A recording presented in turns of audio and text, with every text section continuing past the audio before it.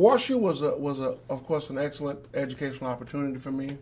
My parents saved, the old traditional way. They saved up for me to go to college, and so I always talked about wanting to be a doctor, and so they sent me to WashU for the pre-med program. I ended up with a math degree, but I actually started out as pre-med major. Ken Henderson, the then coach of the football team, did make contact with me while I was a senior at Lutheran North, and said, "Hey, we've been kind of watching you play football, and we hope you would apply."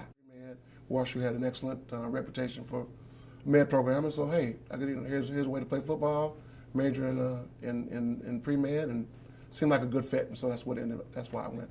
The biggest takeaway, I think, as I look back, what did WashU add to my personality? I think it really exposed me to a lot of different cultures. You really get a chance to learn a lot about people, how they express themselves, what are their interests, and I think that multicultural experience is really probably the most enriching piece about my time at WashU. Being one of the captains of the football team was the infancy stages of my leadership ability, and with the diversity that WashU had at the time, I think that my ability to get along well with people of all races, I think that played a role as well. I'm not a guy that always wanted to be a police officer, but when I had the math degree, and even when I was at WashU, I was in ROTC for a couple of years, so I kept messing around with ROTC kind of military oriented things, because I think that I was the kind of person that could take orders well and complete a mission.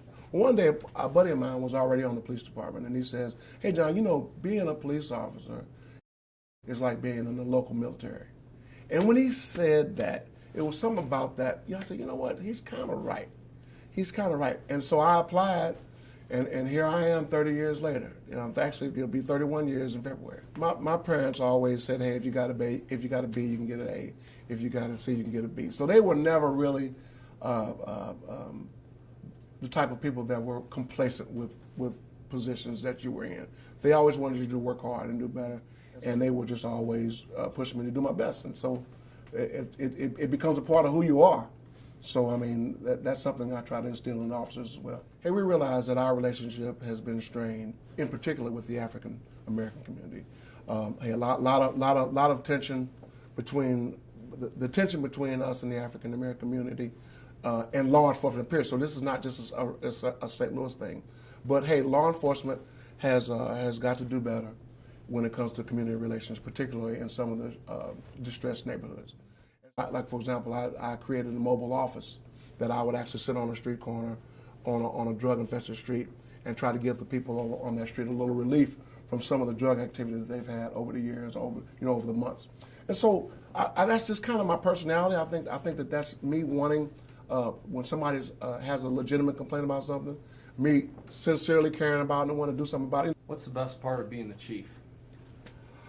That's a good question. I don't know if I know the answer to that yet. I'll tell you what, it certainly is a humbling experience. I mean, I never really thought that I was going to be chief. Something that the mayor said when they asked her about what she's looking for in a chief really resonated with me. She said she was looking for somebody with a stellar reputation and a proven track record, who's both a good cop and a fair and inclusive individual, who has the leadership skills to lead the department and be a community leader.